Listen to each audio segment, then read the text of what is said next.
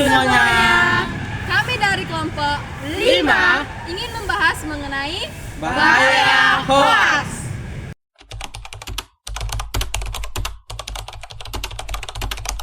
Pose with the fans.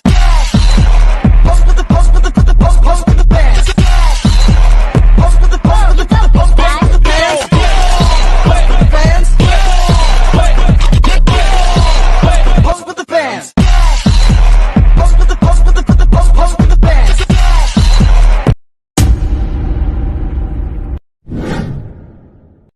semuanya. Kami dari kelompok 5 di sini akan mengajak rekan-rekan sekalian untuk memahami salah satu masalah besar yang berada di era digital, yaitu hoax. Di sini kami akan memaparkan mulai dari mana hoax muncul, mengapa cepat menyebar, dan apa saja dampak negatifnya bagi masyarakat banyak atau bagi publik, serta membahas aturan hukum yang mengatur penyebaran informasi palsu. Yuk simak sampai akhir. Internet, setiap hari kita dibombardir dengan informasi.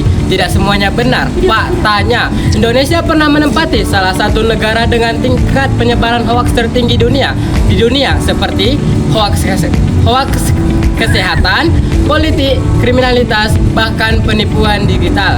Semuanya bisa muncul hanya dalam hitungan detik saja. Kasus yang kami angkat adalah penyebaran hoax tentang penculikan anak yang dimasukkan ke dalam karung. Salah satu kasus hoax yang menggemparkan masyarakat Indonesia pernah terjadi tentang kasus penculikan anak yang terjadi di Bekasi. Kasus ini disebarkan oleh Antara News. Berita hoax ini dipublikasikan pada tanggal 30 Januari 2023. Dalam kasus tersebut, ada video berdurasi 30 detik yang menyebar lewat WhatsApp, memperlihatkan seorang anak yang sedang bermain di teras. Kemudian seorang pria datang, membius anak tersebut lalu memasukkannya ke dalam karung. Dalam narasi video tersebut juga disebutkan terjadi di Wisma Asri, Bekasi. Setelah dilakukan penelusuran lebih lanjut oleh Kapolres Metro Jaya Bekasi Kota, menyatakan video itu adalah hoax, bukan kejadian baru, dan kejadian tersebut tidak terjadi di Bekasi. Menurut Kapolres Bekasi, video itu disebar pada tahun 2003 dan secara faktanya video itu rekaman lama yang terjadi pada tahun 2020. Dampak yang ditimbulkan dari berita hoax tersebut, keresahan publik yang sangat mengganggu masyarakat dan seluruh orang tua merasa terganggu. Himbauan polisi kepada masyarakat untuk lebih hati-hati dalam mengecek fakta sebelum menyebarkan informasi tersebut. Meskipun video itu hoax, polisi tidak melakukan atau menekankan agar orang tua waspada terhadap keselamatan anak. Kasus ini bagian dari fenomena berkembangnya isu hoax penculikan anak di Indonesia pada awal 2023 yang bisa memicu kepanikan massal.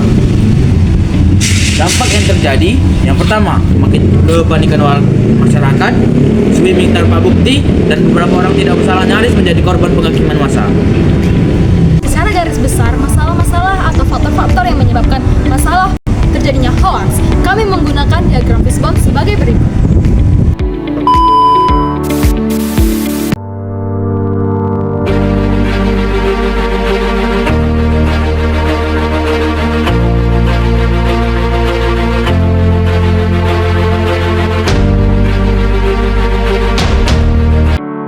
Beberapa faktor terjadinya hoax, yaitu yang pertama faktor manusia, yaitu mudah percaya tanpa cek fakta, panik dan emosional, rendahnya literasi digital. Ada faktor media, algoritma platform mempromosikan konten viral. Kedua, edit video untuk manipulasi gambar semakin mudah. Yang ketiga itu ada grup WhatsApp sebagai tempat untuk penyebaran hoax tersebut. Faktor yang ketiga yaitu faktor lingkungan sosial. Faktor lingkungan sosial ada 3, yaitu kurangnya edukasi masyarakat, budaya share dulu, cek belakangan, rasa takut dan kecemasan kolektif. Itu faktor motif atau cause motif yang terdiri dari pelaku mencari keuntungan. Yang kedua, AdSense. Yang ketiga, politik. Dan yang keempat, kriminal atau phishing. Dan yang terakhir, prank atau perhatian.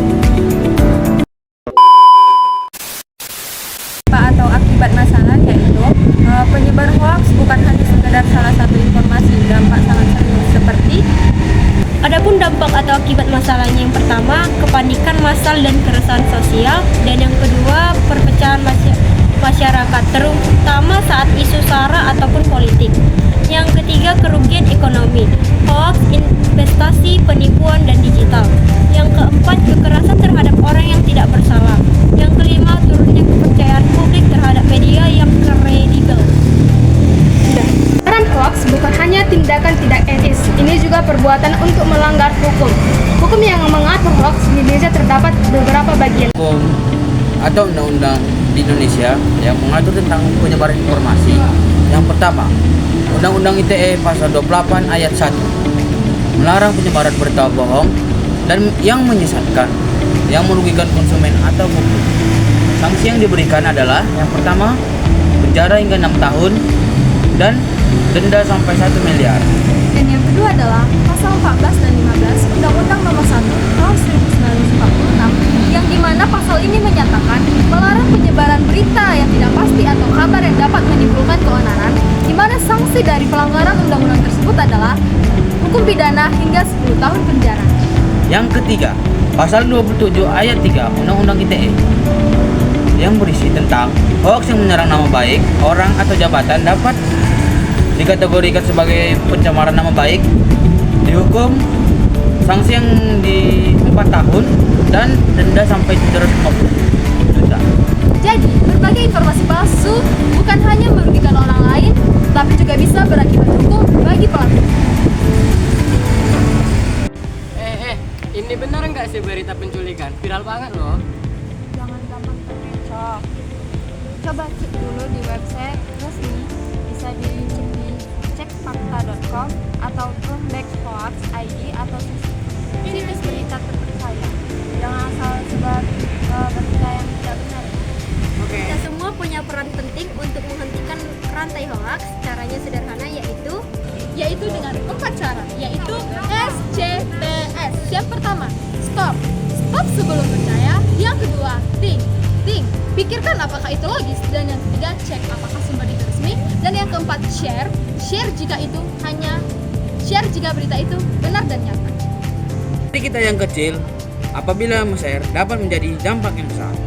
Mari jadi generasi yang cerdas, kritis, bertanggung jawab, dan bijak bermedia sosial. Akan berhenti jika kita menghentikan penyebarannya. Mulai dari diri sendiri, kami dari kelompok 5 mengajak kita semua untuk menjadi bagian dari masyarakat digital untuk beretika dalam melek informasi tentang penyebaran informasi. Terima kasih sudah menonton video ini. Jangan lupa share video ini sebagai bentuk edukasi, bukan hoax. Cegah hoax, Saring sebelum sharing.